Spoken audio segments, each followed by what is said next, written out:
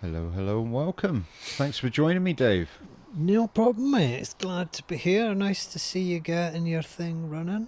Absolutely, thank you Yeah, very man. much. Good So I news. guess we should tell everybody how we know each other. Let's do that. Yeah. Let's do that, yeah. So I think music brought us together initially about 20 Yeah. years ago. Yeah, it was, You wasn't were it? It was singing in a music. band that I was... Yeah, I ended up in a band. That's what yeah, you happened. ended up in a band. Yeah, I went into the music shop and said, "Oh yeah, I'm a singer, but I'm not looking to get into anything." And then, like a week later, a guitar player phoned me and said, "Oh, you're a singer, are you? I'm looking for a singer." How coincidental. He just happened to pass on that information. It was quite, but I went with it and ended up in a band. Yeah. So yeah, I guess it's been, 20 years since we first met and we've been friends, and probably Mm. 11 or 12 years we've been really, really close Very friends. close friends. Yeah, yeah, yeah. We got to So, know each other a lot better from yeah, 2012 onwards. It was yeah, the year the world ended. that year. Yeah, it was. It was catastrophic. It was terrible. Yeah, Terrible. yeah. Nearly did for me once or twice, but apart from that, yeah. I think it did for me as well, but for us back in 2012, that was probably wine related. It was very much late night philosophical wine drinking sessions. Absolutely. It was quite fun. So we put a you lot of know. the world to rights at that time. Yeah, surprising it's such a shit state now, to be honest. How did that happen? I could have sworn we'd sorted it out. We didn't work hard enough, mate. That's Obviously what it didn't I, we were obviously deluded as to the impact that these discussions were having. It was like... yeah. But that's quite interesting because I think our friendship is quite an interesting one because it's been very mutually supportive, and we've both grown together at the same kind of time as supporting each other. It's been quite an interesting journey. Yeah, very much so. And it happened quite fast initially, but then it gradually grew, didn't it? I think as we got to know each other better. And, we realised similarities of experience, I suppose, ways of relating, and then it's just become this thing, isn't it, where we talk about whatever you want to talk about, need to talk about, and it's cool, don't worry about it, Yeah, and it's, absolutely. which I think is, well, I think it's a wonderful thing. I think it's a great thing, I think especially between two guys, it's not so common. Definitely not. Which is a shame in a lot of ways, because it could be, and it really, and I hope that it's, I mean, from my childhood to now, things have changed quite dramatically in the way men relate to each other, and I'm hoping that kind of continues and grows. Yeah, me too. Because there's so much space for it to grow into there, and we are in a time of independent and collective discovery, which is incredible. It's and the long may that continue. Really, I think it's going to be beneficial for everyone. I mean, we both had experience of being in very male-dominated environments. I mean, you 10 years in the Navy. Yeah. I grew up in a Yeah. butcher's cutting room, and then 20 odd years as a lorry driver.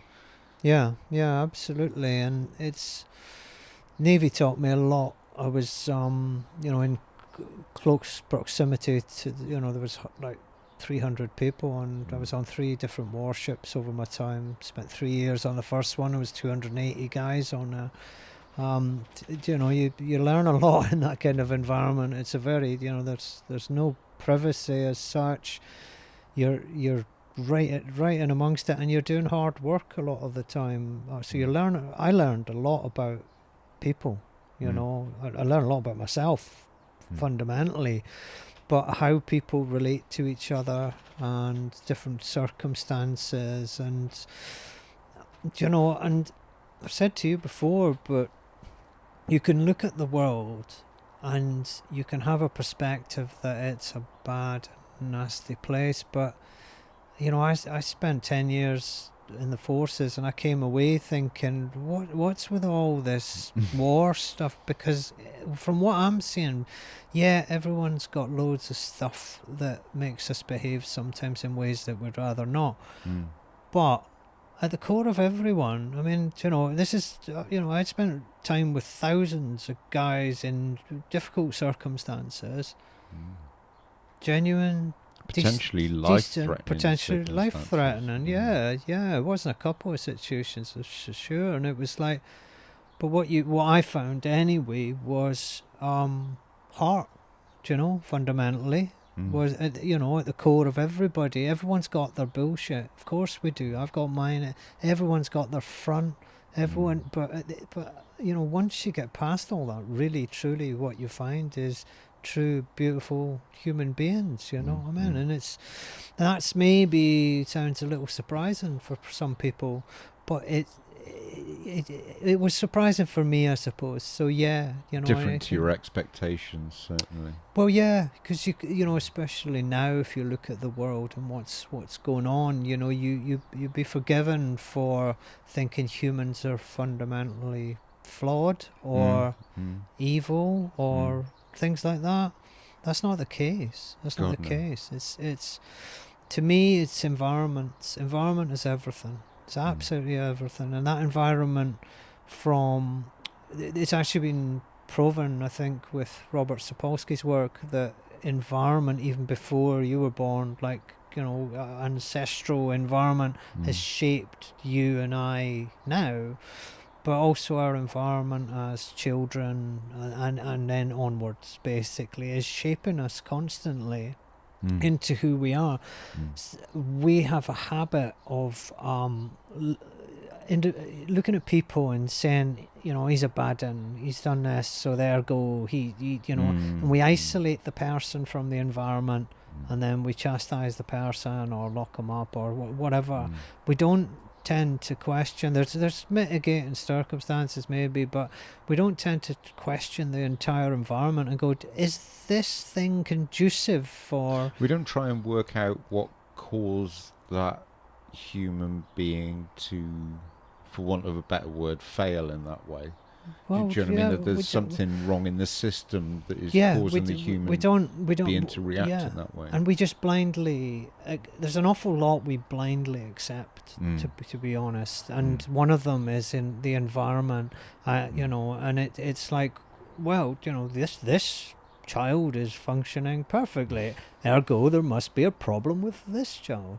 And it's like, it's really not as simple as that. No, it's not. And environment does shape you when you're growing up. God, environment shapes you massively. 100%. Your primary caregivers, your parents, your teachers, your extended family, and then eventually your friends and peers. Yeah, they all shape everything. You Everything is shaping you into who you are. We have the sense of individuality, and of course there's a degree of individuality, but you can't disconnect us from environment. It's absolutely impossible, and it's not right to think that you get somewhere totally independent of environment. You just don't. I mean, if you look at the education system and what happens there, and how your mind is shaped, we don't really pay attention to that, and we don't take responsibility for that. What we do is we say, these children need information, right? But I've got the information here, right? Get them all in the same room, sit them down and get the information into them, and then we'll see how some respond to that and some don't. And the ones that don't, well, we won't say they're bad, because this is the advancement now, isn't it? Well, you're not bad. You're just, you just don't comply so much, do you? Do you know what I mean? And it's like, and for me, I just think it's fundamentally flawed. I mean, like, I know the word fundamentally really does mean fundamentally. But I really want to stress how how fundamentally You want to stress flawed the it is. fundamentals of fundamentally. Well, absolutely, because it's right at the core of everything. Well, I think this is being more and more recognised now. I think more and more people are cottoning on to the idea that this one-size-fits-all education system doesn't work. Yeah, it's a nonsense. We're not looking at the individual and saying, well, what are your skills? What's your skill set? What are you interested in? What lights you up? What are you passionate about? Look at all of that and take that and then apply it to the education system rather than taking the education system and applying it to the child. Well, exactly. It's the wrong way around. And I think, which is a major problem, which a lot of people won't like me saying, but that's never really stopped me, so off we go, is those running the education system have defined what... You're all right, man. Oops. Yeah, they've defined what intelligence is. And spookily enough, it's retention of information. And in my experience, there are vast arrays of types of intelligence that we're only... And I know we've kind of got this inkling about that now within the education system. Oh, well, there's other... But still, it's... retention of information and then application of that information thereon is intelligence. And it's like, that is a form of intelligence. Yes, it is. But there are a vast array of other forms of intelligence. Creativity. Well, I would just the lack absolutely. of creativity in schools. And I some would like people to hop in here. Yeah, go on. And on Sky News, they have a page, and it says that the education systems across Britain are failing on every measure, and 60% of parents don't believe schools prepare pupils for work, according to the Times Education Commission. Now that's a statistic. 60%. Yeah, that's but again, the question is, what do you do about that?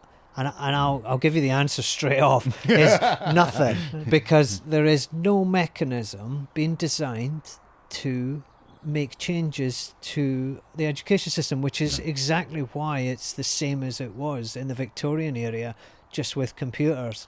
Well, this is what the study states as well. As I was reading along, there's one part about this where it says the only change in the education system recently was during COVID, and that was where we were using technology like iPads and computers to do it all online. But that was the only biggest change that has happened in the recent 100 years. It's just that technology's changed, but the same structure is there. Yeah, because the same mindset is being applied. That, and the mindset is everything. I mean, if you don't... Well, number one, if you don't appreciate the mindset, then you've got no chance of changing it, because you can't see it for what it is. So therefore, you're just looking into a dark puddle, and it's like, I don't see any problems. And it's like, but you've got to see that the mindset, the core thing that it is trying to achieve is flawed. And a lot of people will say that, well, the education system is to prepare you for work. And okay, open up that question. So what you're saying is that the best way to treat children is on a system that currently at this point in time is absolutely failing financially, get countries together, everything is just falling apart. So we're educating children for that, are we? that's your big plan, is it? It's like, and I'm being a bit flippant, but only to make a point. And really, the education system is to fit in with an economic system, and that is not the best way to decide how to educate children, and that's not the best way to get well-rounded adults. As far as I'm aware, there's not even a conversation going on about this at any kind of government level, changing the education system, because I mean, I haven't heard anybody from the government admit that there's even a problem with it. Well, no, but from a government point of view, all eyes are on the economy, because this is money. Well, exactly, but this is the problem. It's a further problem, and it's all part of the same problem, really. But when you put an economy at the head of everything, so you say, well, we can do that if we make enough money, right? Well, let's educate children, to comply with the system so we can generate more cash, and then we can, and that's backwards, because what your focus is wrong, because what you're making the problem can't get fixed until you address it in another way that's non-direct, as in what way would you address the problems with the education system, for instance? Well, you would certainly have a look at what children actually need based on the information that we have. It's not like it's not like we're short of stuff. It's that the systems are so in place and untouchable that it doesn't matter how much information you've got, you can't get in the door to make any change, because it's, I mean, you can continue it with government, yeah? They're still, which we've talked about in the past, they're still in wooden cladding rooms shouting at each other, yeah? They're still doing that. Why do they do that? Well, that's the way it's always been done. That's not a reason to do something. No. Do you know? It really isn't. It's a fundamentally flawed reason. And the problem is that the education system is only one part of us got stuck in a rut, absolutely stuck in a rut, where we are servicing an economic system instead of an economic system servicing us.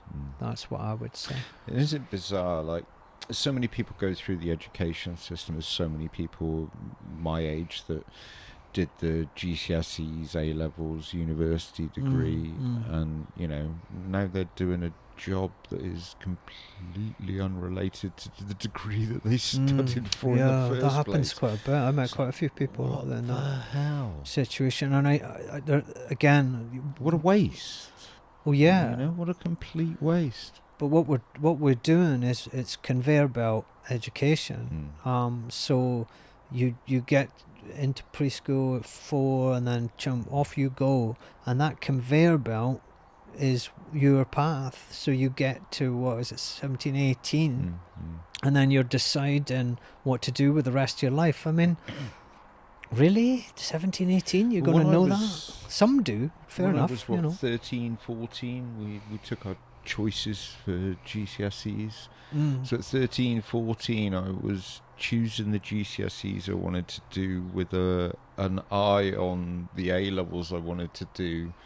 Yeah. With an eye on the degree where that you I wanted to and it's like at 13, 14, like I could barely tie my bloody shoelaces, let alone make any decisions about the future of my life. Yeah. So at 13, 14, I mean, if you screw that bit up then... Yeah. You're the rest of that forced pathway to choose. falls apart. And, it's... I'm not saying, I'm not saying that people aren't in, I have friends who are teachers, I know that's the thing that people say. Some of my friends are teachers.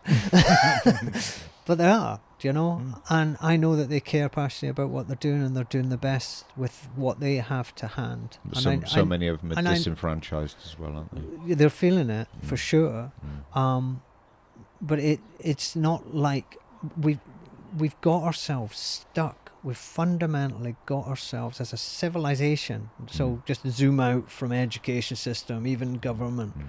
As a civilization, we're on a conveyor belt, and there is no off-ramp, and it's just this thing, and it just drags everyone with it. It's like, get on, go. And it's like, is this the best way we can do stuff? Really? Come on, But again, the problem comes down to having an economic system which is God, essentially. And I don't say that lightly, because it essentially is because it's shaping everybody's lives, shaping children's minds, shaping the way people are interacting with each other, with themselves, how they see themselves, the information that's getting bombarded at them day on day, the things that are being developed to develop more money. It is a complete shaping tool, and it's shaped everything, and there's no off button. To add to what you just said, and to a previous question that Rich has asked, I'm on the Welsh government right now, and this year they said that they're adding a new curriculum. And this curriculum will basically give us higher standards for literacy and numeracy, so that we're more digitally and bilingually competent and more confident to be able to go into the new world of technology. So again, it's nothing to do with individuals, or it's just it's not. It's about conditioning again. Conditioning the children to come into a technological era. And I was just reading up on it some more, and they're not getting rid of any other curriculums. They're just adding this on top of everything else. So I come out the schooling system, say 6 years ago. I hated it. There was just so much at one time, and now if I add this on top, I think I would crack, because this is just again it's reactionary. That's the thing, and understandably reactionary. It's not like I don't get it. I get it. Yeah, it's like, we're going to need more technological people, but that's 1984. That's what they, if you go back and read that, that's exactly what was going on. It was like condition people to comply with a way of being, not stop a minute and think, what does that child need to develop in the most whole way that we understand right now? Do you know? And I think that's just a simple question that we're we're unable to answer it, or unwilling to answer it, or even unwilling to ask it. I think probably. I think that's probably where it goes, because people already know the answer. Because it's like pulling on a string and unraveling the whole jumper. Do you know what I mean? Once you start, but it's true, and it's for me at least, it's an acceptance. It's like you do this broad brush acceptance of the way things are, and then go, right, let's get children more technologically advanced, like you're saying now. And it's like, well, hang on, are we not going to notice the big acceptance bit that you just did there? So we just brush over that, and it's like, oh no, well, we have to because of this, because of that, and it's like you have to, because you're not asking bigger questions, as in, is there a fundamental problem with the way that we are doing things? Which I would quickly answer, yes. There is. It's quite interesting. I mean, I wanted to talk a bit about waking up today, and I think actually we really are, because we're kind of on that angle. If you are, let's say, lucky enough to make it through your childhood not being brought up by parents who were either abusive or screwed up in their own way with their own trauma, and unknowingly passing that on to you, which happens all the time. If you are lucky enough to be brought up in a typical family, then the education system is more than likely going to be the bit that conditions you into this kind of narrow track. It kind of, what it does, to my mind, is it takes all the potential for an incredible human being and compresses it all down into this narrow track of education that you go through and come out the other side, and notably having been affected by in some way. So you want to talk about kind of waking up with reference to that. I think it's kind of interesting to consider that the education system conditions us, and that is one of the things that you need to cast off. We've talked several times about waking up being almost like a process of casting off all the bits of conditioning and trauma and other things that have been flung at you while you're growing up. So I think, actually looking into that, it makes a lot of sense that most people come out into the world from the education system, go into work, and then suffer with mental health in some way or another. Usually anxiety, which is, as far as we can work out, one of the common symptoms of a waking up experience, is experiencing severe anxiety.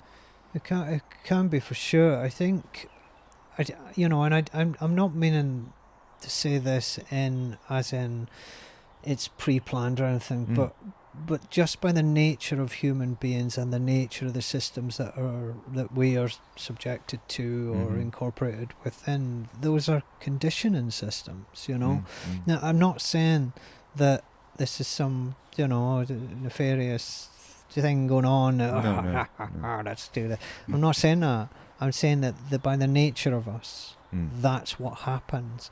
And if we would appreciate that that's what happens, we might be a little bit more careful with it, you know, about how we're utilising it. But again, that's a big question, and we're not great at asking these big questions. Are we doing the fundamentally right thing for these children?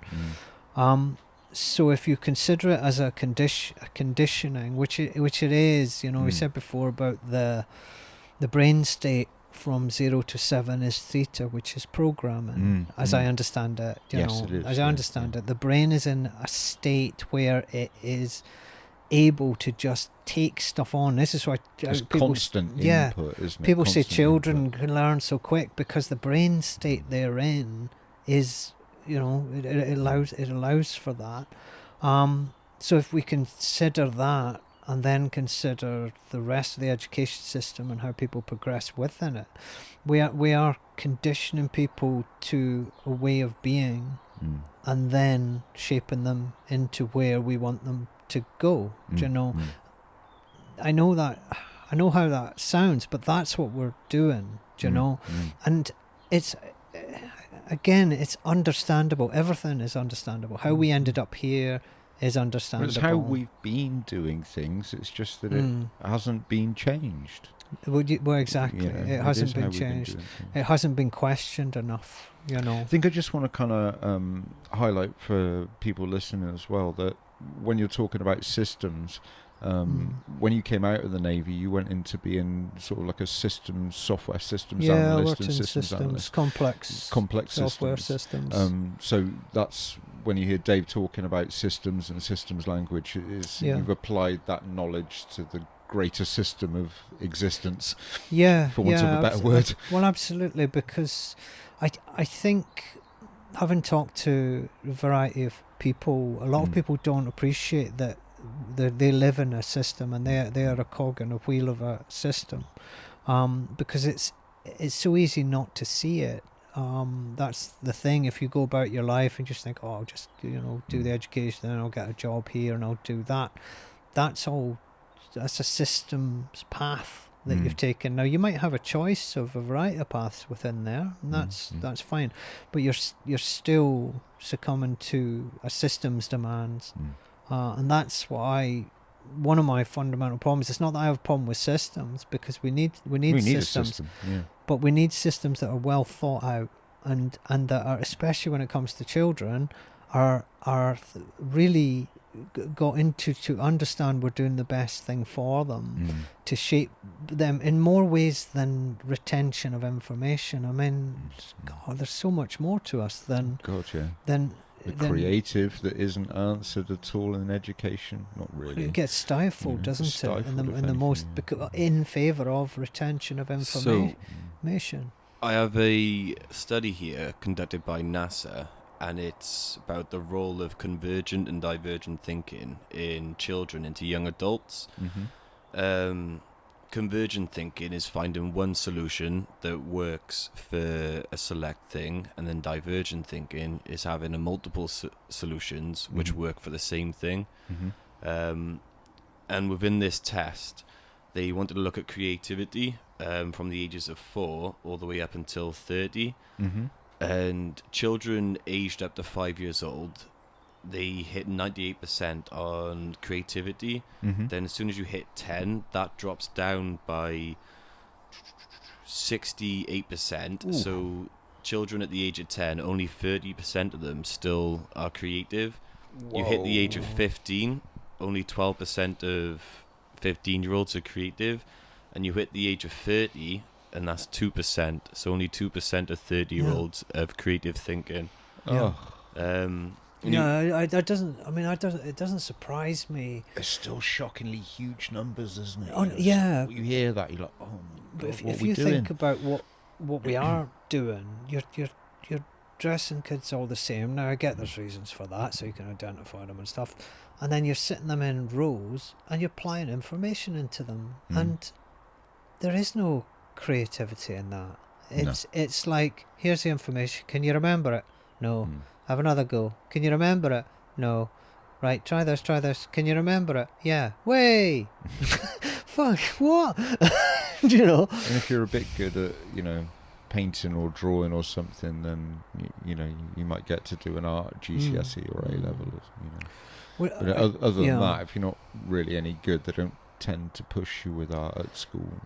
But what we've made the mistake of there is that, well, there's quite a few mistakes in there really, which is that art to be useful has to be quote unquote good. Do you know? I mean, what is good? And what are the benefits to the human being for taking part in a creative project without the idea that it's going to create something wonderful that everyone would, celebrate or whatever. Now, of course, that will happen in some situations, but there's more to creativity than the end result. I think I would say far more. I'm trying to remember that quote from that DJ movie I was talking about the other night. Oh yeah, I didn't watch that. Yeah. He was talking at the end about meaning being everything in creativity, and the whole point to creating something is not to create the end product, but it's about what it means to you to do it. And it really is. You hear people say all the time that making something, creating art is about the journey to creating it, not about the finished piece. But the way he put that about meaning just nailed that down completely for me. I'll have to watch that because you sent it to me, didn't you? It's fascinating. But isn't that just one of the main problems that we've got, where it's all about end result? It's the test at the end of the day, and even with creativity, it's the test. You pass the test or you fail the test, and it's like, well, the creative process will develop you as a human being in ways that you wouldn't even find in any other way possible on this planet. I'll guarantee you that. So talk about that a little bit. Can we delve into that? We can, I was about to yeah. ask, don't you have some experience within this? Yeah, absolutely. Music and art, primarily, but other stuff as well that I've dabbled in. And the process of all the creative endeavours that I've been through has been incredibly beneficial for me in establishing who I actually am, having been like lost at times in my life and trying to find a hold again. Creativity's been amazing for that, and developing. I used to suffer from major anxiety, like serious anxiety when I was a kid, when we didn't even know what anxiety was. Like, it was just, there was the 70s, you just, Back when people used to talk about Auntie Mavis suffering with the nerves. Yeah, absolutely. You didn't, no, you didn't talk about anything like that. You just got on with stuff. So, I mean, when I joined the Navy, I had mass anxiety, like super. I learned how to hide it. That's what I did. I learned how to hide it. And then, well, from talking to you, you built a front to hide behind, didn't you? Yeah, absolutely. Yeah, I had a massive persona that I'd created. So just to say about the persona is that thing that you create to be interfacing with other human beings that you're not particularly massively connected with, on a personal level. That part of you that meets everyone else, and my persona was just all encompassing because I was a wreck underneath, and it was like it had to be. It was like, So I binned all the nonsense and the anxiety and shoved it way down and built a persona that was acceptable to society. So I'm certainly aware of how that mechanism works. Very aware of it, actually. So when that persona fell. Yeah, it did with a massive crash. Weirdly, as well, not so weirdly, around the same time that you started getting involved with creativity. You started writing music and performing, and all that kind of stuff, and art. It was interesting. I think I think I'd got myself good and lost. The Navy, I don't, I can't say I regret it because I learned so much about myself, the world, and humanity. Oh, you went around the world twice. I really did. Once around the world, yeah. once around the world. But I learned so much that I just wouldn't have at all. I wouldn't be here, obviously, and it taught me so much. So there's that. I did a bit of art and music when I was at school, but again, I was tested on that and wasn't good enough. So it's like, Likewise. by somebody in a office somewhere who maybe hadn't had their lunch yet. Maybe. And so yeah, that was that, and the so I'd left behind any idea of creativity. I get, the education system certainly failed me with regards to that, because it was trying to teach me in one way, and it took me until 20 years later to be told by someone, do you know there's another way? And it's like, oh, is that? All right. Yeah, look at it like this. Oh, right. Oh, I can make music now. It's like, then you were off and away. Well, yeah, and then I started. I think the drive to be creative ultimately was a drive to know myself, and I know that sounds a bit heavy, but I mean it. I think ultimately that's kind of what happens with a lot of people with creativity. I was lost, as in, who the hell am I? I was starting to ask questions about the way things are. Started delving into creativity, but then the crash I had out of Persona, which was what we would call breakdown, that's what we call it. I'm not so keen on that because that's very negative. It's got a negative connotation. Yeah, as in it's a thing that can only have negative outcomes, but actually, in the short term, for sure, it's painful as hell, really. But longer term, I am quite happy that happened, because what it did was it brought me back to me, a me that I didn't even know was there, and I'd got lost underneath this idea that I'd created of who I was, and I'd created that idea of who I was to get by, and it was like, that was my survival mechanism, man, because, So what was that breakdown like for you? Oh, horrendous. Anxiety ridden and it wasn't really creativity that brought it about. I think that was there in the mix. I'd started, I wasn't really heavily creating anything. I was just kind of wondering, really, when you think the awakening experience started for you, was that with the breakdown, or was that with the later on experience? I think it was leaving the Navy, to be honest. I think that early. And do you know why? Because, so I think, going back to brain states, I joined the Navy when I was 17. That 17 or earlier to 25, I believe, is a big shift that takes place. As I understand it, I don't really understand the mechanism, so I'll just say what I understand. But essentially, I heard about this, and it's fascinating. It's like the brain holds off firming itself up to say who the person is until it gets to 25. And apparently it could do it earlier, but it waits, and then it goes, right, and you go into a new brain state after 25. I don't know what it's called, but there's something happens. Prefrontal cortex. The prefrontal cortex is the part of the brain that's responsible for your decision making and all of that kind of stuff. It's the last part of the brain to develop completely. And it doesn't develop until that time, because it's still taking in information about how you're going to make decisions. It's still learning. That's which is fascinating. I mean, it's incredible. It's so fascinating. I believe, if I'm correct in saying, girls quite often mature in this a little bit quicker than boys do. Okay. I think for girls it's normally 24 to 26. I think boys are 20 26 to 28, something in around about that. Right. But they say 25, 26 for most people is roughly where that change happens. And it is interesting. It's really interesting. It's incredible. It's so if you think about where I was at that time, I joined the Navy. So I was 8 years in. You know, I'd been conditioned, of course. You know, again, when I say about conditioning, I'm not like saying, oh, we should all worry about that. It's a thing we need to appreciate, not be worried about, and we need to therefore take it into account when we're doing things, especially with children. Do you know what I mean? As to how we're going to introduce them into our society.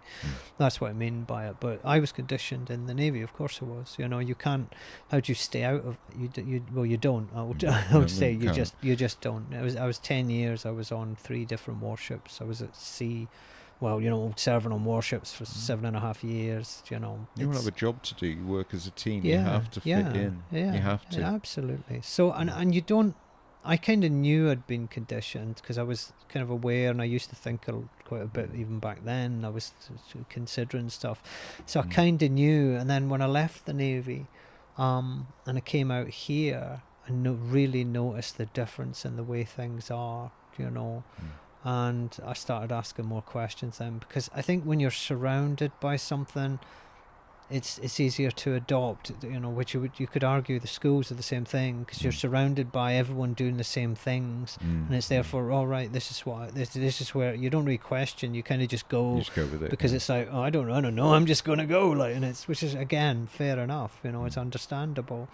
So that is what happened to me during the Navy time, for sure. But then when I came out here, which I know a lot of ex-forces people kind of struggle with the shift, and there's a lot of reasons people give for that, lack of the camaraderie and things, but it's a psychological shift as well, because the world inside there and out here are very, very different. And I'd always kind of ask questions, but then I started... It just got more and more because I had more information now. It was like... Right. I guess when you have that kind of rigid structure like being in the forces, everybody sticks to the rules. Do you know what I mean? Well, you know, maybe not all there of was but, that but, one... maybe one two, time. 3... There was that one time in Gibraltar, Dave. Well, let's not go there. I was thinking about, you know, for the vast majority of, like, in an operational level, everybody sticks to the rules and the machine operates as a whole smoothly. People rely when you come on out into society is not like that, is it? Very few people stick to the rules in that way. There's no regimented order to anything, and coming out of one system where everything is thought of and nailed down into this mad free-for-all. Well, I wouldn't say it's free. Definitely not free, because, you know, that was the thing, is that I thought it was, and I thought it was this... I thought everyone out here knew a lot more than I did, and I was like having to play catch up. And then I realised, well, everyone's just complying to a system. It's just hidden. And at least the one I was complying to was like right in your face. And it was like, it was very overt. Like, here it is. There is, you know, it's over. But out here, covert. It's like, well, you know, you're still having your life shaped by a system. It's further in the background that you can't really see it. And you know, and you might be thankful for it, because, you know, a lot of the arguments will be, well, it could be worse than this and this, for sure, but it could still be better, you know. So if you give the it could be worse argument, you've also got to appreciate the it could be better argument. Yeah, absolutely. You know? But it was a shock to the system. But really, that waking up, I mean, the waking up was a breaking down, and that came after a lot of very personal things happened. People died, and things got worse and worse and worse, but on a personal kind of level. And the persona's not great at holding together in times of great stress. And for me, one night, it crashed big time, you know. The left side of my face collapsed, and which is cerebral palsy, I think. And I've heard of that before. Yeah, man, it reset me back. It kicked my but back to a teenage boy who had decided that he needed to create a persona to get by. That's essentially what happened. It was a reset. That's what happened there, which was it's fascinating. It was painful. It was terribly painful. It's fascinating to me that was quite a big stage in your greater waking up experience. It was a huge thing. Yeah, it was absolutely huge. It totally rocked everything about everything, and I didn't actually have the ability to create a persona at all. And I was just this raw. Yeah. It was like being reset back to an early teen. What it was like, I suppose. You didn't have to go through puberty again, did you? No, I didn't have to do that again. But I know that would have been horrible. But it was like getting reset back to the mind that before I'd created like this character. Who I did it to get by, don't get me wrong, because I wouldn't have survived otherwise, to be honest with you. But yeah, it just kicked my ass right back, and it was stress. It just kept coming, all the stress. It just kept flying, and eventually. It's interesting because I should imagine when most people think of having a breakdown, they think of the stress, and they think of the breakdown, and think of the negative consequences of having a breakdown. There's not much to say, about the potential positive outcomes from that. Well, I think from my point of view, if you look at things, it's all about the window that you're looking in. So if you were looking at me then, you wouldn't have anything positive to say. This guy's now holding on by his nails to fucking reality. He's like he's crawling his way through life now, and so you would look at that and think that's a really bad thing. Whereas zoom out 2, 3, 4 years, and keep zooming out, and then look at what would have happened if I maintained. I would have essentially been living a lie for the remainder of my life. Let's say no stress had come that would have rocked that world and pushed me back there. Let's say that wouldn't have happened. Then I would have just been in my own oblivious to the truth lie of a way of being for the rest of my days without actually knowing. Because that's the powerful thing about a persona. You do it for long enough, you actually think it's you. You think oh, this is me. What are you talking about? I've always been like this. Have you? Are you sure? When you had this breakdown, you're on about persona. What was your reaction to this breakdown? How? What's a better question would be how did you adjust your life to this? At first, for a long time, I had to just hold on. Honestly, just had to hold on. So one night, it happened in one night. It built up over a long time. Well, I suppose it was building for quite a while. All the stress came. I ended up moving into this house. And then not long after that, I had this night that was just horrendous, and I was just in this mental anguish, and it was horrendous. It was just as bad as it's possibly ever been for me. I woke up in the morning after that. I don't know when I fell asleep, but it was like early in the morning. I woke up and I knew something was different. I felt completely different. Felt just weird, and I looked at myself, and I went downstairs, and I remember vividly I looked at myself in the mirror and I didn't recognize the person who was looking back at me, which is, I know that's odd, but it's like with the persona where you can create a character, so you're like, hey, yeah, this is me, and you're kind of in concentration, and then that becomes your natural way of being. Whereas when that goes, you fall back to like your true nature human being, and my eyes were like wide open, and it was like, who the fuck are you? Like, and who it was me, obviously, but a character that I'd left behind a long time ago. That's who it was. And even visually I'd changed by taking on an adopted idea of myself. So yeah, go back to what you were saying. It's like, sure, you can look at it, and you would look at me at that point and think that's a bad thing that's happened to you. But where I am right now, and even a couple of years after it happening, I was like, right, this is better, because I'm back and I can now grow as who I am instead of some idea about who I am. Yeah, that's and interesting. it took that hit for me to even appreciate what I'd been doing, to be honest. Was that the point when you found Dabrowski?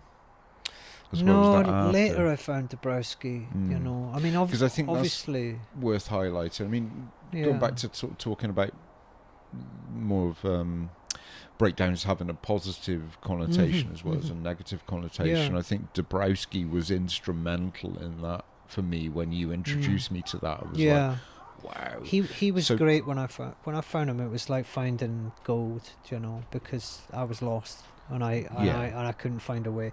I think it's worth saying at this point that due to family circumstances, I had a fear of psychology, and there was no way I was going ever to find help. This started you off looking for your own answers. Well, I had to, because I had due to things that had happened in my childhood, I had an absolute fear of the mental health institutes. Complete, total terror. No way I'm going near you.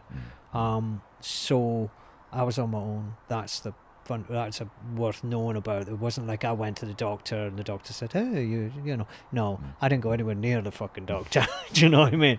I was on my own. The first person I told was 2 years after that breakdown, do you know? So it's worth thinking about I think that. That's worth highlighting, definitely. Not saying that's a good idea for anyone, but that my hand was forced. That was your experience. Well, it had, you know, the fear I had was real, and it was bigger than anything. So I was on my own, and that was that. Do you know what I mean? So yeah, I ended up on this journey of kind of self-discovery, I guess, which creativity is, a journey of self-discovery. This forced my hand into a journey because I had to rediscover who I was. You know, I'd left behind. I'd done years of like being this character that wasn't truly me. That was what I found out in a nutshell. Yeah, I'd created this character. He wasn't who I was. I was reset to this rough version, like, who didn't know shit. And then it was like, right. I had to relearn everything. I had to relearn everything. I had to learn about myself. But I was also still fascinated with the world and why things work the way they are. Why, you know, I'm fascinated. I'm absolutely, you know, with the conversations we have, weekly we talk for hours about, you know, about the way things are and why they are that way. And yeah. You think that quite often is the way for people who've had adverse childhood experiences or trauma in childhood, or, you know, something of that nature, is that it does make you more curious about the world, because you are constantly questioning everything all the time to make sure that everything's safe or everything's in place and you can operate safely. Yeah, you know? For sure. I mean, I think, which is something I've talked to you about in the past, is that, I mean, the way that you would look at what happened to me was attachment disorder, I guess. So I didn't have the positive attachments, which are what bring about a well-rounded individual kind of thing. So with that, you're kind of adrift. That's the best way I would describe it. So you've got no anchor. There's nothing emotionally holding you into a way of being, which is what seems to happen in early childhood with, you know, with the two caregiving or one caregiving parent bringing into the world this well-rounded child. With trauma, with childhood trauma, you haven't got that anchor, and what that meant for me was mass anxiety and fear, absolute fear of. I honestly was terrified of everybody. There was about 2 people in the world that didn't scare the shit out of me. It was just because what's interesting is what happens on the typical front with children and caregiving parents. That is amazing. It's absolutely amazing, and I can see it because I know what it's like without it. So then, you know, you see people operating like we're in this world, and it's like, wow, look, because you were loved as a child, because of that process that took place, that developed your brain into a kind of stability platform. Here's your stability platform. Now off you go. Do you know? So when you're coming to a place from early childhood trauma, the world's a very scary place because you don't have that platform. Very much so. Yeah. You know. So I think that maybe answer your question there about that. It's Yeah, but from my point of view as well, back then, because I didn't understand things and I didn't have that kind of emotional kind of understanding, I was very logical, so I had to work things out logically to try and unable to feel much.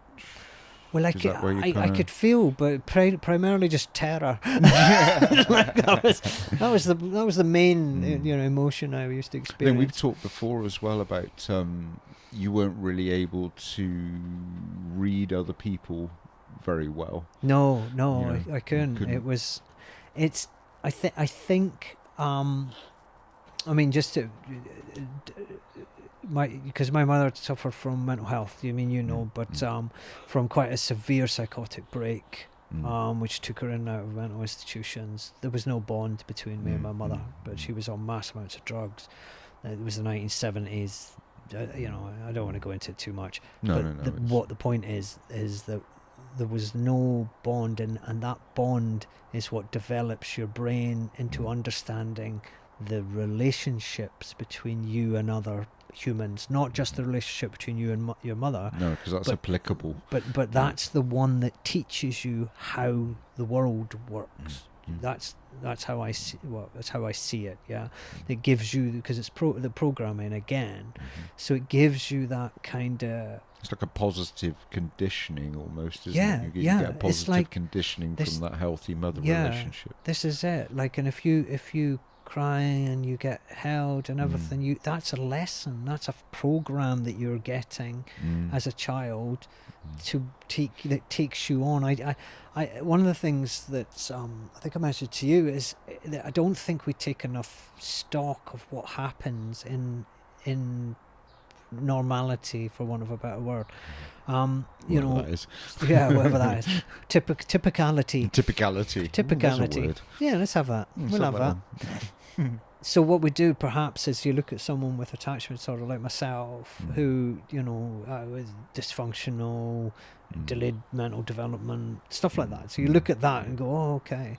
But what we don't really look at is the mechanism that's happening normally, because to me that is just incredible. It really is. It's like, whoa, that's incredible what's happening, how that process brings you into stability to function within the world and teaches you at a core level how to function within this world.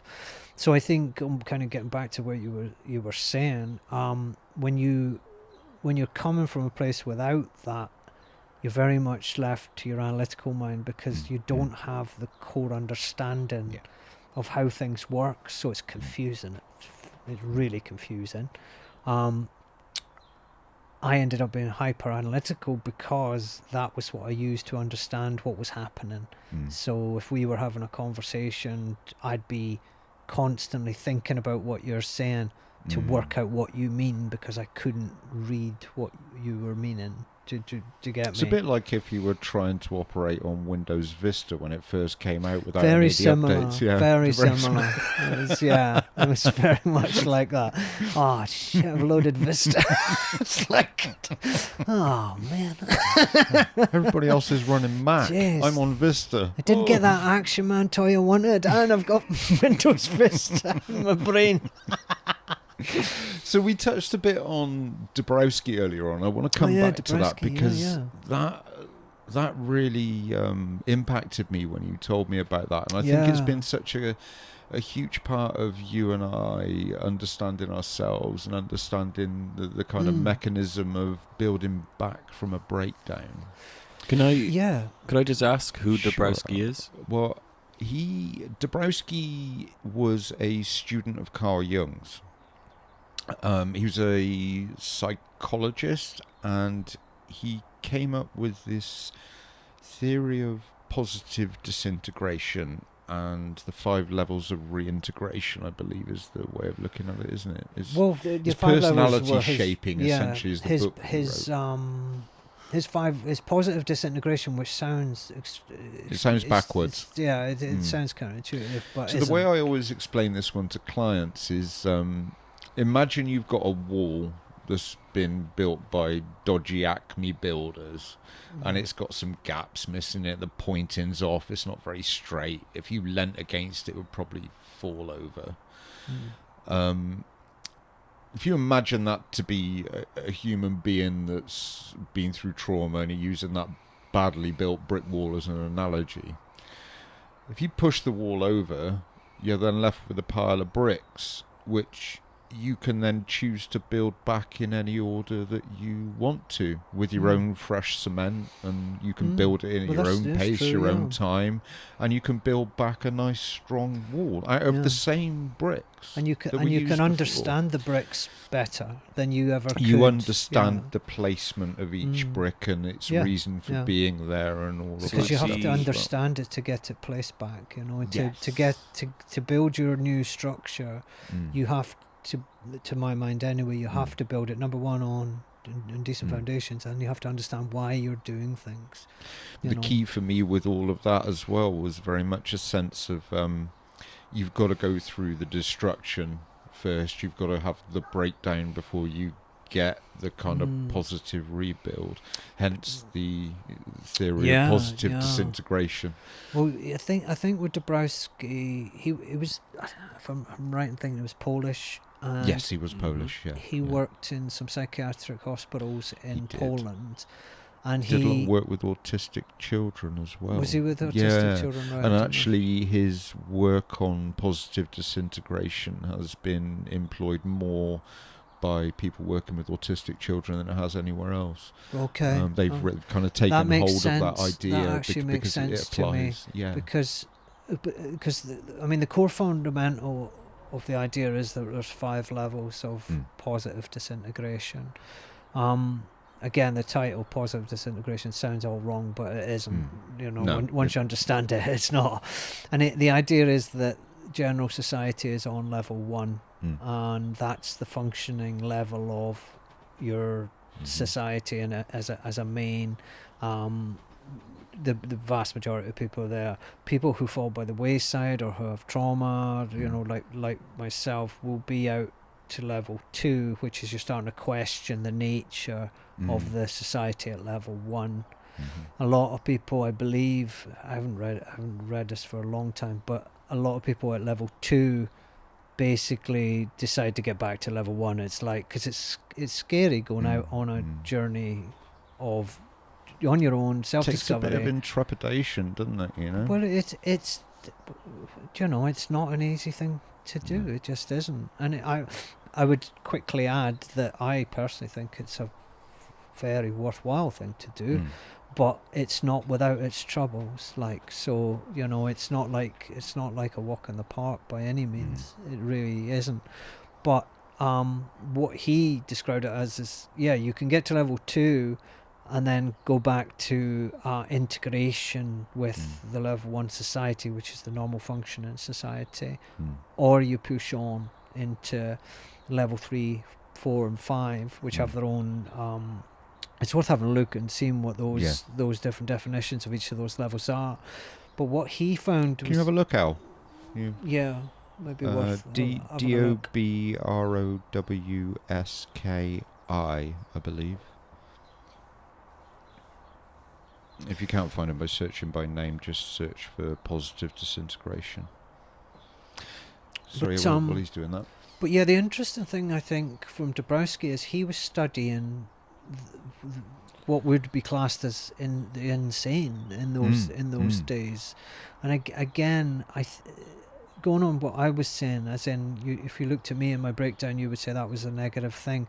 But if you zoom, time is your factor. And then we don't take time into account in a lot of ways. It's like, okay, you take a snapshot, man, there's no way you can say there's anything positive happening in there, okay? Honestly, just no way. But then if you look at your longer timeline, then positive things come in. So time, to me, is the factor we don't generally take into account with a lot of mental health. And, absolutely, yeah. you know, That's why I do timelines with clients quite often, Right. because it's good to have a perspective. a It gives you a real perspective good of time, perspective of time. absolutely. You quite often end up with 5 or 6 sheets of A3 paper sellotaped together, Yeah, huge timeline. But it's great because it gives somebody it's visual and it's there. It's so I think good. I said to you that I did this interview with someone who was studying psychology, and they wanted to talk to someone who had experienced attachment disorder. And it was a couple of years back, and this is how you can even not realize your own advancement. You know, obviously I've made a lot of advancements from the anxious, frightened. I'm not that guy anymore. Do you know? I mean, I think I'd maybe probably don't have to say that, but you know, that's not who I am anymore because of the development and the cycles that I've been through myself.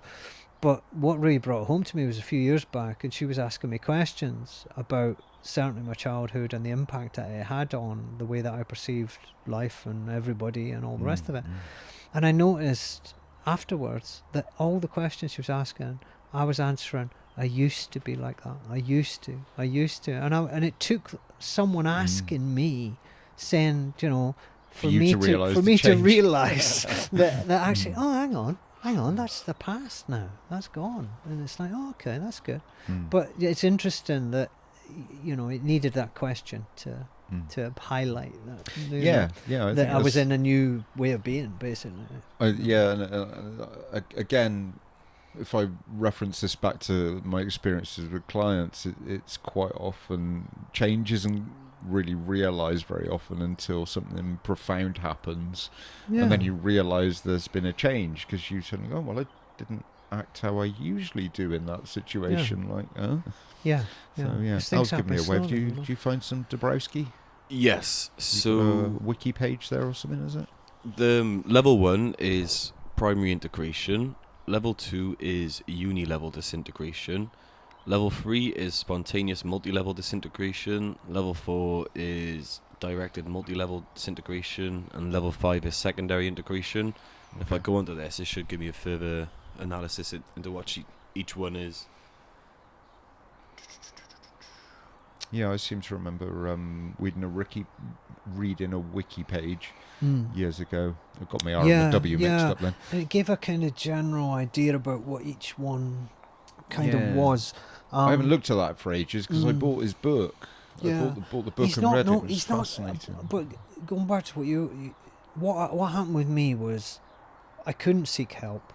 Okay, it's always worth remembering that. You know, I was unable to seek. You had a barrier to therapy. I had a barrier. There's no way it just wasn't going to happen. So I was on my own, and then I came across Dabrowski, which he explained what was happening, and that it was a positive thing, even though that was a disintegration. And it was like, honestly, it was like finding an oasis. It was like, oh, right, that's what's going on. See, that moment you had there, I've had with clients when they come in a similar kind of state to the one you've been in. Yeah. And I've gone, it's okay. Yeah. It's okay. Everything is going to be okay. This is perfectly normal. Yeah. You're not the first person to feel like this. And this is definitely something that we can work with. And that relief of too right. I found it online, and I remember the day I found it. I honestly do, because it was like, oh right, I can, because I was lost, because when you haven't got any map or anything, you know, you're just lost. And it was like, I knew I was moving, but it could have been round in circles, it could have been fucking anywhere. I didn't know what the hell was going on. I was writing, and it was just all manic, really. And then I found that who was just someone saying that he'd experienced it before. And the interesting part that he found, I think level 5 is when people get a reintegration, but at a different level of consciousness, I would say, and they go on to try and do things to benefit humanity, which he observed from people who were classed as might call that a spiritual awakening. Absolutely. I think they're psychological spiritual awakening. Well, that makes me think of the shamanic traditions And what happens quite often in tribal situations like that, where you've got like shaman or witch doctors and all that kind of stuff, is somebody within the tribe who's having what we would consider to be mental health issues. Yeah. They are held and supported through that whole process by the entire tribe. Yes. Because the belief of the tribe is that that person has knowledge and a window into other worlds beyond this one that the ordinary tribespeople don't have. Yeah. So what they do is they nurture this person through their mental health process until they come out the other side of it, and then they essentially end up being one of the tribe elders or a shaman or a witch doctor, and somebody who other people go to for help. Yeah. Yeah. I mean, that sounds like what you were just describing Dabrowski having observed as well, which is wild. But what do we do within this country? Oh, we medicate. We medicate them and slap them in an institution in one of those lovely coats with the cuffs. Well, and it makes people at the back, it makes people uncomfortable. That's the thing, because we've got this. Then again, this comes down to what we were talking about before, which is this prescription society that we live in. So we've got this idea how everyone should be, which is very persona based. And if anyone deviates from that, we're talking about normal. Oh, normal, yeah. The old myth of normal. Yeah, if you deviate from that, then you're seen as a threat to the society rather than that way. And I'd heard of that as well, which is where they would use things like ayahuasca to bring the person through, because they would recognize it as long term. Again, time, long. What we do is we medicate because short term it's uncomfortable for us, instead of thinking long term this could be good for them and us. Like you say, because you can develop yourself further. And this is an indication that process is happening. So we don't have that perspective. It doesn't help at all that we don't have that perspective. And I mean, from my own point of view, being able, I'm sat here very comfortable talking to you. As you I don't have a problem talking about anything in my life, having developed from being the most anxious, frightened kid you could probably ever meet. Do you know what I mean? Going through that to here, that can't be seen as a bad thing ultimately.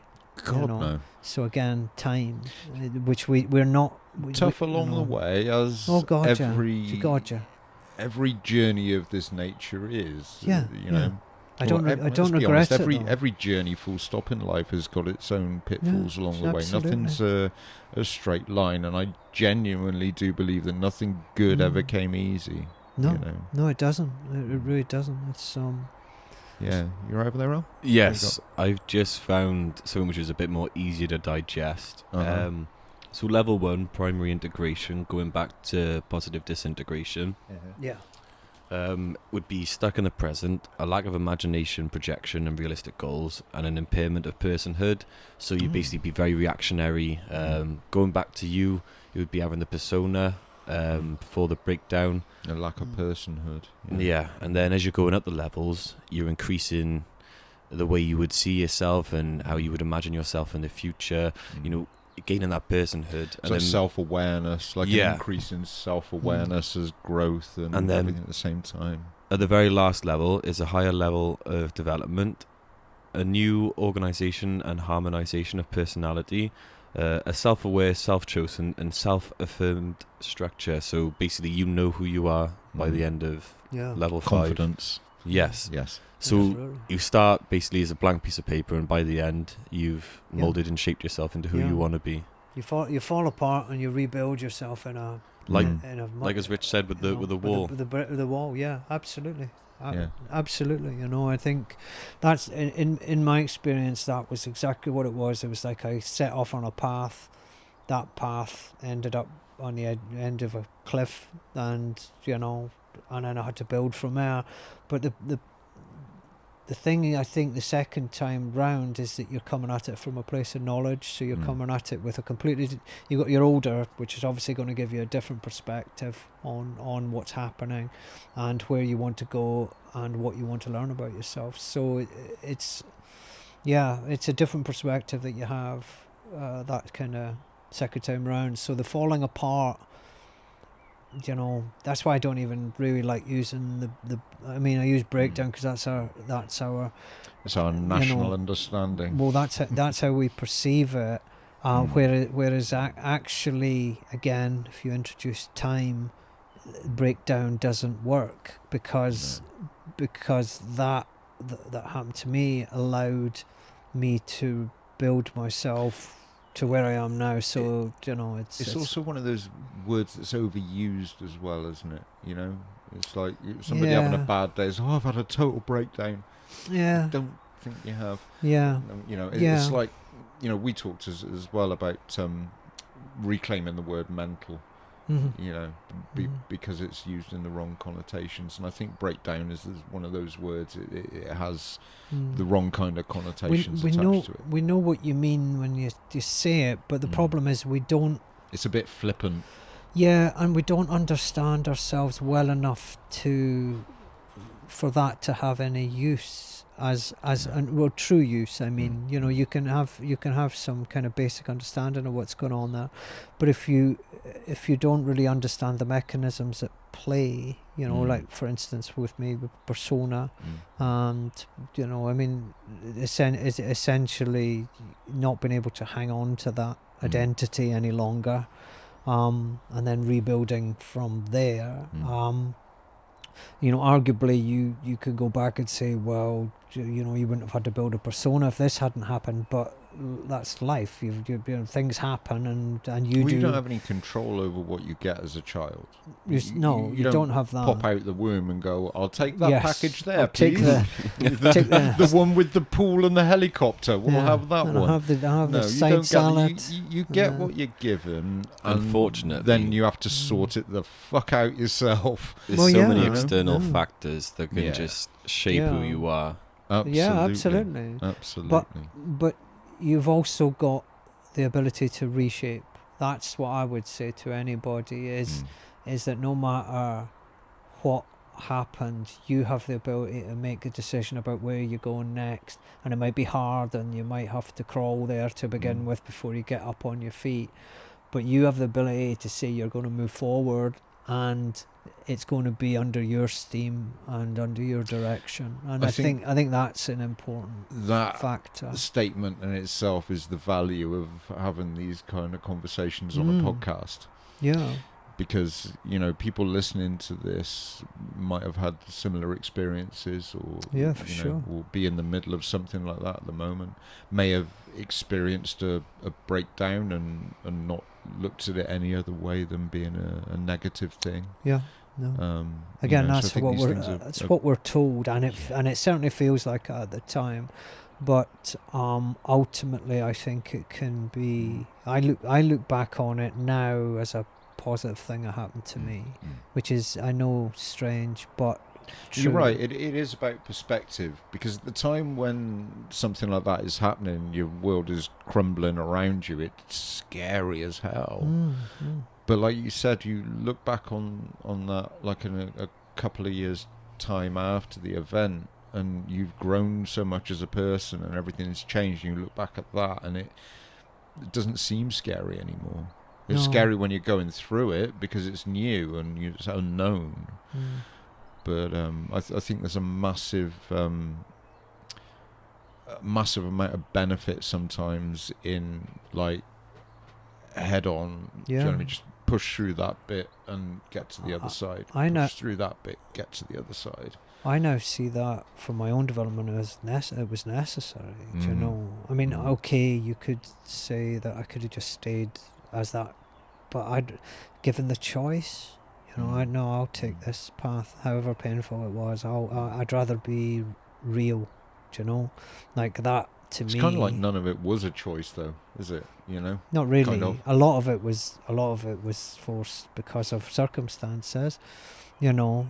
So no, I didn't have that choice. But if I did have that choice of just staying as that guy, do you know? I mean, he was funny as fuck. He really was. Honestly, I'd have you fucking I still stitches. see him every now and again. Once in a while, he just shows up, man. I tell you, you never can tell. But given the choice of staying as that dude or having taken this journey, and it is a journey, there's no denying it. And yeah, there's some blinking swamps and crocodiles and stuff you've got to find your way past.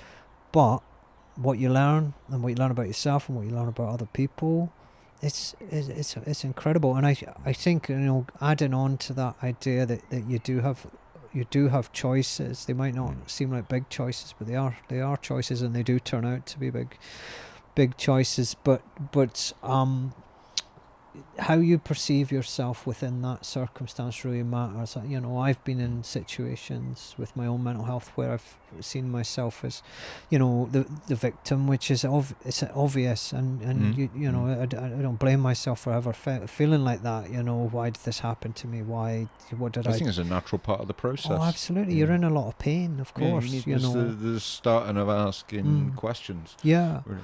But really, again, perspective matters. That, to me, is one of the most important things you can bring to your own journey, to your own experience, is your own perspective on it. So, yeah, that shouldn't happen to you. Yeah, it was bad. Yeah, you're in a lot of pain.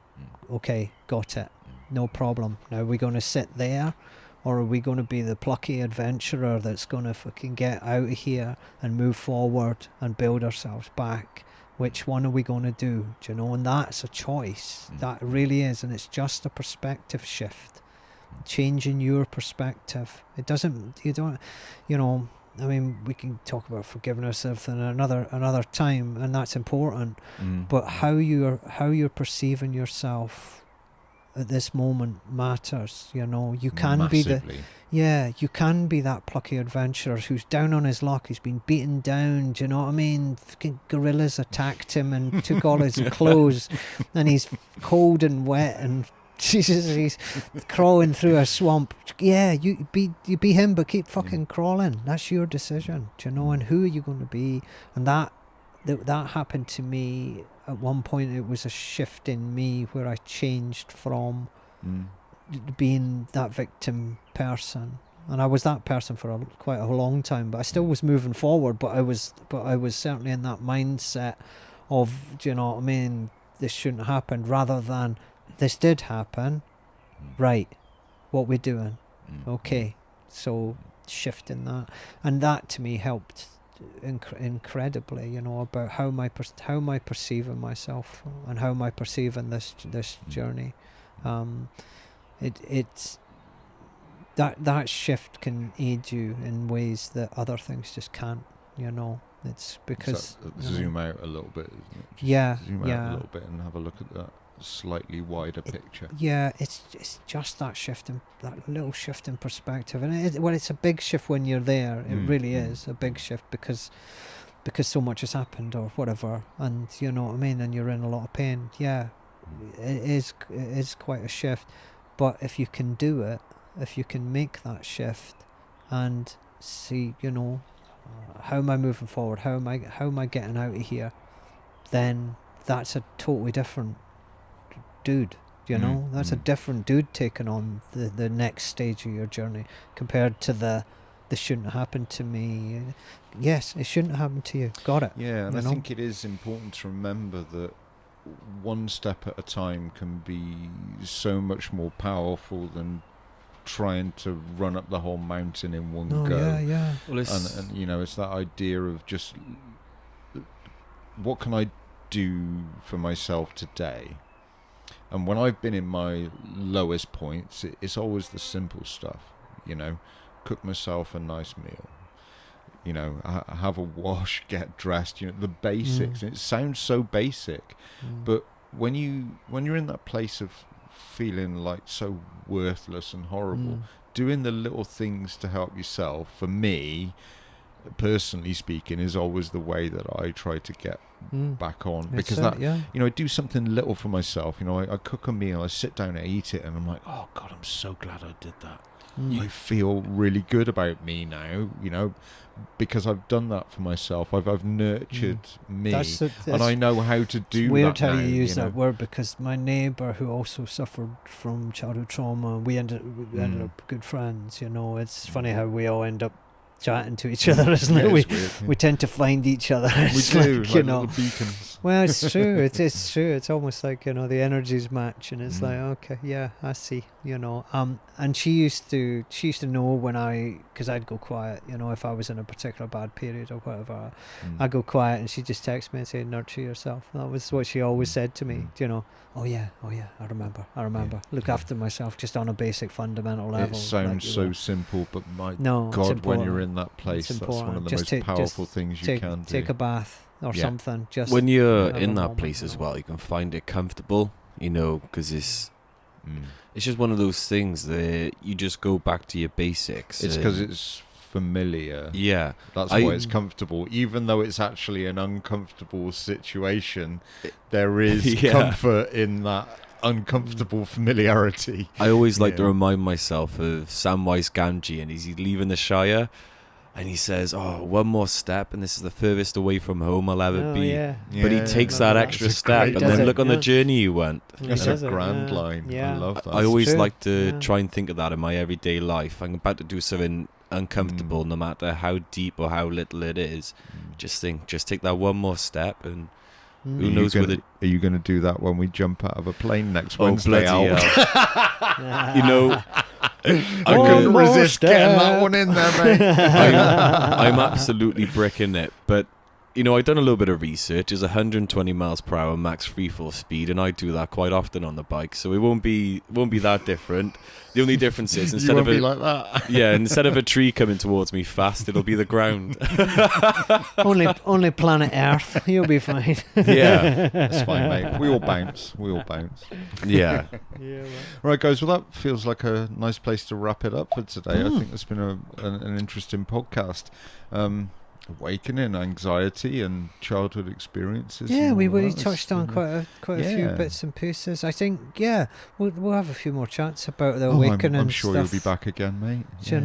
It's like, just to kind of wrap up what I was saying about that, I think we're in need of a major shift in the way that we're doing things. I agree. Which encompasses education, government, each other, There's something ourselves. In the air, isn't there? There is, and that's okay. That's a good thing, because we have the actual ability to transform it into something beautiful. Things like that stat earlier actually gave me a bit of a warm in my heart. 60% of parents don't think and that was from a sample size. They haven't asked the whole population. So things like that are great to hear, because it really does show that public opinion is changing and people are realizing. If you apply the timeline effect to that as well, so you could go, oh, that's really negative. No, how about look at it on a timeline and think, well, what if we transform it into something amazing? And we can't do that unless we go through this bit that you might think looks a bit negative, but you could actually bring this to something amazing and zoom out the timeline. It's all perspective, isn't it? It is. Add time, always. It's a good idea. Add time and stir. Just add a sprinkling of time and and we're all good. I would just like to add before we go that all relevant sources brought up today will be in the description, and if there's anything we've touched on which has struck a nerve or maybe upset you, we'll also lead some relevant information to help you along your way, such as Samaritans and things like that. Yeah, absolutely. We've always got some useful contacts up on the website. If people are struggling with their mental health, need a bit of support, just someone to talk to, you can find those useful links up on there. And as always, if you are really struggling, there are professionals out there who are willing to help, and especially if you're a man, there ain't no harm in talking about it. We need to talk about it more as men. Straight. That's something we're going to be flying the flag for a bit more, I think. Totally. They're not all big softies like us. That's true. But yeah, right. just take it one day at I can't speak. Take it one day at a time, Exactly. One foot in front of the other. And on that note, thank you very much for listening. We hope you've enjoyed it. See you next time. Cheers guys. Man. Cheers.